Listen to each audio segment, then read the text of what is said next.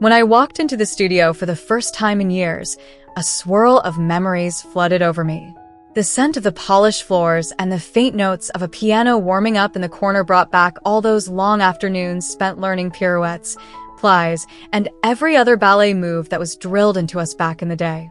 I hadn't expected much to be the same. It had been years since I had last been here. But in the center of the floor, practicing a sequence with fluid grace, was someone I recognized instantly, or so I thought. She looked so familiar, but there was something different about her that I couldn't quite place.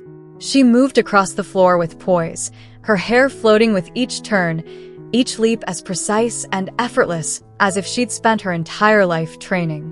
I watched, mesmerized. The way she glided reminded me of someone. A face flashed in my mind. Mason, a boy I used to know in ballet class years ago. But that was impossible.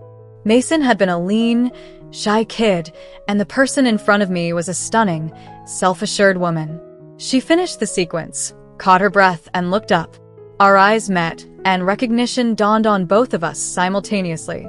Her eyes, though now framed by mascara and beautifully accentuated, still held that familiar spark. She gave a tentative smile, as if she wasn't sure if I'd remember her. Then, hesitantly, she spoke. "It's been a while, hasn't it?" My heart skipped a beat. It was Mason. Or rather, it had been Mason. "Mason?" I whispered, a wave of disbelief washing over me.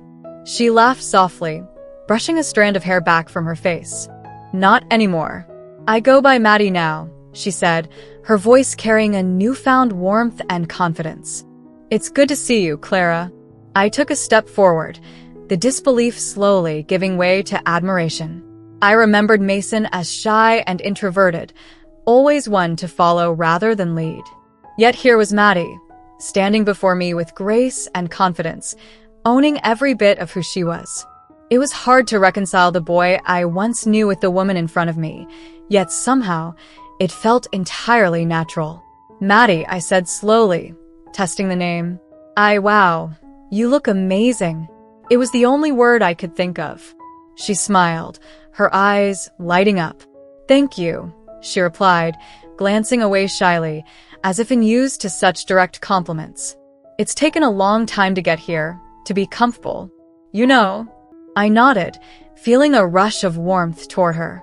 I can only imagine. It was strange. Though I'd known Mason for years, standing here with Maddie felt like meeting someone entirely new. There were echoes of Mason in her smile and the way she held herself, but Maddie was her own person, someone vibrant, someone who'd clearly been on a journey of her own. The studio slowly filled with other dancers warming up, each absorbed in their own world. We had about 15 minutes before the session began, but I wanted to know more about her, about how she'd come to be the confident, beautiful woman standing before me. We moved to a quieter corner, settling into an unspoken comfort as we talked. "So, what happened after you left?" I asked, unsure where to start but hoping she'd fill in the blanks. Maddie took a deep breath, her gaze distant, as if sifting through memories. "Leaving ballet was tough," she admitted. "It felt like losing a part of myself. I wasn't sure who I was outside of it. But it was also hard to stay. I felt like I didn't fit in with the boys, and the girls, well, they were kind, but I could tell they didn't fully understand." I nodded, recalling those days vividly. Mason had always been quiet and seemed like he had an inner life he was reluctant to share. "Did you know then?" I asked gently.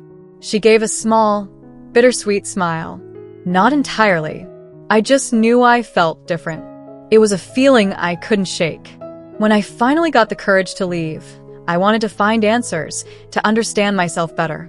It took years, Clara, years of confusion, denial, and a lot of fear. But eventually I started to find the pieces that made me whole."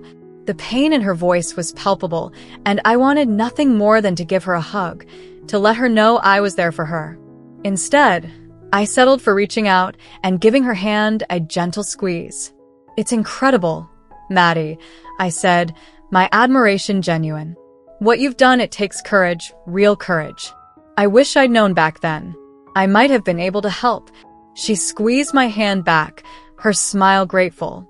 Just having you as a friend was enough. You were one of the few people who accepted me, who didn't judge. And now, well, I'm finally comfortable in my own skin. I could see it, too, the calm confidence that comes only from being truly at ease with oneself. Maddie wasn't hiding anymore, and it suited her. The instructor called for us to begin, and we took our places on the floor. Dancing with her was surreal. I had so many memories of practicing with Mason, but dancing with Maddie was like experiencing something entirely new. She moved with an elegance and confidence that was both familiar and new. Gone was the hesitant, shy boy who'd once struggled to keep up. Maddie danced with a passion and grace that took my breath away. We finished the session with our legs aching and our breaths shallow. As we sat together, stretching out, I noticed the other dancers casting admiring glances at Maddie. They didn't know her story, but they recognized the beauty and power in her presence. "So, what's next for you?" I asked, curiosity piqued. Maddie shrugged, a shy smile on her lips. "Just living, I suppose. I spent so much of my life trying to hide who I was, and now, I just want to experience everything without holding back. Maybe even dance professionally again. I think it's time." Her words struck a chord. I realized that Maddie's journey had been one of self-discovery, but more than that, it had been about self-acceptance. She'd faced her fears, overcome obstacles, and emerged as the woman she was always meant to be. As we walked out of the studio together, I felt a sense of pride for her that I couldn't quite put into words. I'd known her as Mason, and now I had the privilege of knowing her as Maddie, a remarkable, resilient, and beautiful soul who had fought to become her true self. And as we hugged goodbye, I knew that this wasn't just the end of a class, it was the beginning of a new chapter for both of us. When I stepped into the dance studio that afternoon, I had expected a walk down memory lane, a brief glimpse of the past. It had been years since I'd last set foot in this place, years since I'd twirled, leapt, and pirouetted on this polished floor. Yet the familiarity of it all, the faint smell of resin on the floors, the warm-up music softly echoing through the room, brought back so many memories. Ballet had always felt like a second home to me. I could still picture the friends I'd made here, the ones who shared my obsession with dance, the ones who understood what it was like to sacrifice so much for it. One face, in particular, stood out in my memories, Mason. He'd always been a bit of an enigma, quiet but talented, the kind of person who seemed to have an entire world hidden inside him. We hadn't kept in touch after we stopped dancing, but I often wondered what had happened to him. Then, my gaze shifted to a figure practicing in the center of the room, and my breath caught. It was a young woman with strikingly familiar eyes and graceful movements, dancing with a fluidity that felt like déjà vu. As I watched her, there was something about her that brought Mason's face to mind, but this person was different. Confident, poised, yet carrying an air of mystery I couldn't quite place. Our eyes met, and recognition seemed to flicker between us. She smiled, a warm but hesitant smile, as if she wasn't sure how I'd respond. Her voice, though softer and with a different cadence than Mason's, was unmistakably familiar. "It's been a long time, Clara," she said, her tone both warm and uncertain. I felt a jolt of shock and curiosity flood through me, but I managed to respond. "Mason?" She laughed softly, shaking her head. "No, not Mason. It's Maddie now." The words sank in slowly, their meaning unfolding like a delicate petal. Maddie. It suited her. I stared at her, taking in the details, the way she held herself, the ease in her smile, the sense of calm that radiated from her. "Maddie," I said, trying the name out, letting it settle. "You look amazing." Her smile grew, her face softening as she accepted the compliment. "Thank you," she replied, the sincerity in her voice clear. "It's nice to hear that. Really nice." I couldn't help but feel a surge of pride for her. The Maddie in front of me seemed so far removed from the Mason I'd known. She was self-assured, comfortable in her own skin in a way that the boy I'd once known had never been. Still, there were traces of him in her gaze, in the way her eyes sparkled with that same quiet warmth. "What have you been up to all these years?" I asked, curious and eager to understand the journey that had led her here. She hesitated, gathering her thoughts. After I stopped dancing, things were complicated, she admitted, her tone growing softer. I wasn't sure who I was or what I wanted, but I knew I didn't fit the way I was. It took me years to find the courage to understand what I was feeling, to give myself permission to be Maddie. Listening to her, I could hear the weight of those years in her voice, the struggle, the hesitation, but also the resilience and the hope. It must have been hard, I said gently, trying to imagine the journey she'd gone through. It was, she replied, her voice filled with a quiet strength. There were times when I felt lost, like I didn't belong anywhere. But once I realized who I really was, everything changed. It was like a weight lifted off me. I could finally breathe. I gave her hand a gentle squeeze, feeling a deep sense of admiration. "You're incredible, you know that?" I said softly, meaning every word. She laughed, a sound that was both light and full of relief. "I don't know about that, but thank you." For the rest of the class, I found myself mesmerized by her presence. She moved with a grace and confidence that was spellbinding, and as we danced together, it was as though no time had passed at all. We fell back into step with one another, our movements perfectly in sync, the rhythm of the dance connecting us in a way that felt almost magical. After the class, we stayed behind, stretching and chatting in the now quiet studio. The conversation flowed easily, slipping between memories of the past and stories from the present. I was struck by how open she was, how willing to share the details of her journey. "At first, I thought I was just different," she said, her gaze distant as she recalled those early days. "I didn't have the words for it. I just knew I wasn't comfortable with myself, that something felt wrong.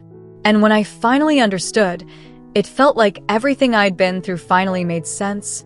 I listened, captivated, as she shared her story. She told me about the confusion, the fear, the difficult conversations with her family and friends.